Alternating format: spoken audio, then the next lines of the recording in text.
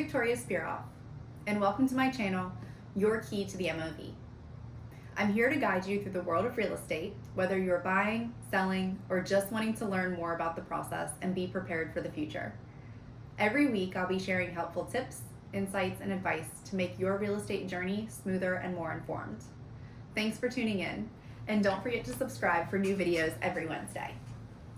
This week, it's all about why buyers should check finances and get pre-approved before starting their home search. And I know buyers get annoyed at this, but we're going to discuss the most crucial aspects of this process so you can successfully check your finances and get pre-approved before you start your home search.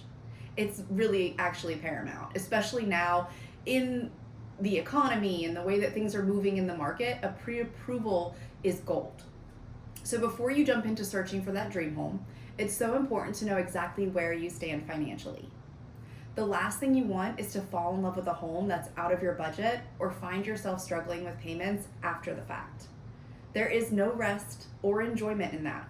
And our homes, they're supposed to be just that, our own sacred spaces of rest and private enjoyment away from the world.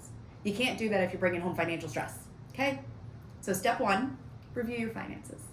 Take a close look at your income, get your magnifying glass out, look at your savings, your credit score, and all of your existing debts. Then take a close look at your current monthly spending on your rent, on your current mortgage, your average utilities, and other expenses, as well as your expenses on enjoyments, vacations, retirement, savings, that new car, that new baby.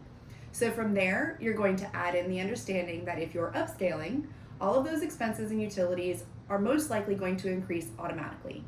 And if you're downscaling, well, just the opposite. You're going to put some more money in your pocket, hopefully. Now, this will give you a realistic view of what you can afford. Being financially prepared helps you make smarter decisions and avoid that unnecessary stress down the road. Remember, your home is your safe haven, and that means less stress all around, especially financially. That is like the biggest stressor in America. Another key factor to keep in mind is don't go out and take out any new loans, or do not even pay all off of your debt. That might have came out wrong. Anyways, don't pay off all your debt because you need to talk to a lender before you make any big financial moves. Sometimes even a career change can affect your ability to buy a home. Luckily, we're at step 2, where you get to speak with a lender.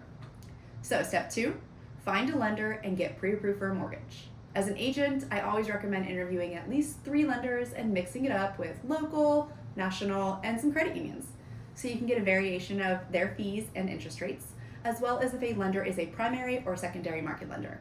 Once you've found one you want to commit to, then here it is, give them all your blood, sweat, and tears.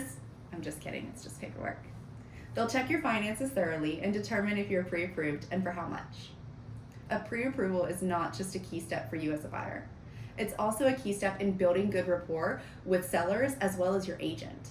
Having a pre-approval shows you've been vetted and you're a serious buyer and not wasting your time or anyone else's. Now for the but, and this is a big but. A lot of times the pre-approval amount you receive is not necessarily the amount you want to spend. And here's why. A lender may pre-approve you for an amount higher than you're comfortable with, and that does not mean you should max out your budget.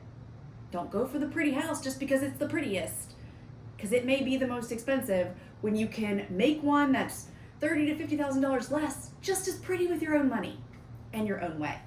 So it's important to consider what you're comfortable paying every month. This includes your mortgage and taxes and insurance that should be escrowed into your monthly payment once you receive it. This is also why looking at your current monthly spending and budgeting was crucial in step 1. You'll have a quicker and more thorough idea if you want to stay the same, reduce your spending, or comfortable enough to increase it. That was backwards, but that's okay. You're still following along, right? Because I am. So let me give you a personal example. When I was buying my first home, I was pre-approved for a $150,000 purchase price. I could have gone for a home at this price point, but I knew I wanted more flexibility in my finances. I decided to look at homes well below that price so I could still have funds for other things. Home improvements, personal expenses, and just living comfortably. In this ever-changing economy, it's a good thing that I did too, because I had a major career change that was completely unexpected, changed my finances for the better, but at the same time, I went through a really hard downfall. And not every year is smooth, I can promise you that. So As an agent, I want you to avoid being house poor. What does that mean? Being house poor means you are stretching every dollar just to cover your monthly expenses and payments. This leaves little room for other essentials or even emergencies, let alone that enjoyment of that sacred space. This could ultimately result in you having to sell your home. Good for me, not good for you. I want what's good for you.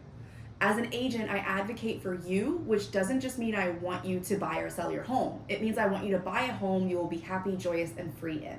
Hardship sales are difficult for sellers and their agents. Instead of focusing solely on can anybody else hear the cricket? Because I can't hear the cricket. We're just going to pretend the cricket's not there. So instead of focusing solely on the pre-approval amount, always look at what you can comfortably afford month to month with everything included. That's your mortgage amount plus the escrow all wrapped into one. We're just going to say he's applauding this video. That's what's happening. The cricket is applauding this video right now. And if you can't hear it, then this is probably just embarrassing, but I promise it's there and I hope you can, because yeah. So anyways, don't forget your utilities and living expenses, as well as vacation savings and so on when you're budgeting. Once you know that number, you can work backwards with your lender to figure out what purchase price fits within that range. That's the purchase price you want to look in. For example, if you are comfortable with a monthly payment of $1,200, you may not want to look at homes at the top of a $300,000 pre-approval range. This strategy not only keeps you financially secure, but also helps you adjust to the highs and lows of the economy without feeling too stretched. So in closing, getting pre-approved is crucial, but it's just the starting point. Take the time to budget wisely and find a price range that matches your comfort level. That way, you're setting yourself up for success. Not just in buying a home, but in maintaining your financial health. Thanks for watching. If you have any questions about pre-approvals, budgeting, or the home buying process, feel free to reach out. Don't forget to tune in next Wednesday for more real estate tips. And until then, I'm Victoriea Spiroff, a West Virginia and Ohio sales agent with Coldwell Banker Select Properties, serving the Mid-Ohio Valley.